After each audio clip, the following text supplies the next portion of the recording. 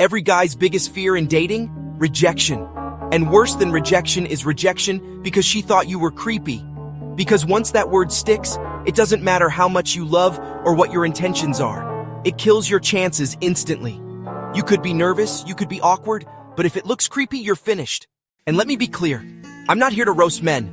I'm not here to shame men like so many have done over the years. What I'm talking about is the nonsense we were all taught. The fake ideas of love, the fake formulas of romance.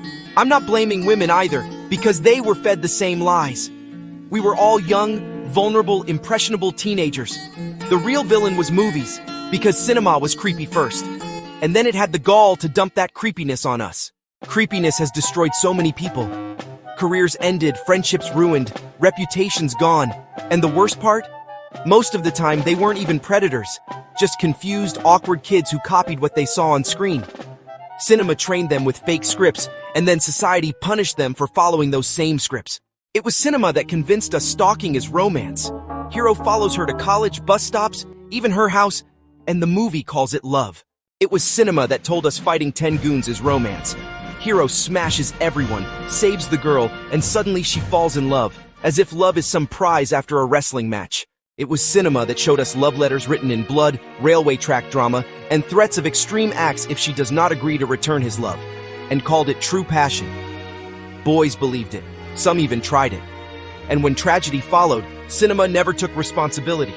Instead, it pretended it was just showing intensity, when in fact, it was just showing its own creepiness. It was cinema that kept throwing item songs at us, parading women as props, packaging objectification as fun, and then acting like society was the problem. The industry was happily cashing in on cheap thrill, while blaming the audience for being too excited. And then comes the concept of consent. Suddenly, no means no. Suddenly, cinema discovered boundaries. Suddenly, they were saints of respect. But weren't these the same people who told us for decades that no just means try harder, and eventually she will say yes? The same people who sold stalking, obsession, harassment, and objectification as romance and entertainment? And when they finally got called out, cinema didn't take the blame. They shifted it. But listen carefully.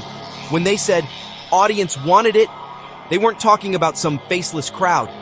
They meant you, the everyday boy on the street, the auto driver waiting at the stand, the college kid at the tea stall, the office guy eating samosas on his break.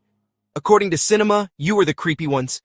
They were just poor, helpless filmmakers forced to sell this garbage because, poor them, they had no choice. Here's the truth. Creepiness isn't limited to any group. It's not about men, it's not about women. It's about how cinema twisted the idea of love. Cinema took that attribute, magnified it, glorified it, and then blamed everyday people for it. They wrote the creepy script but made us look like the villains. If this hit you, don't just sit quiet. Like, comment, share, and subscribe. And most importantly, think.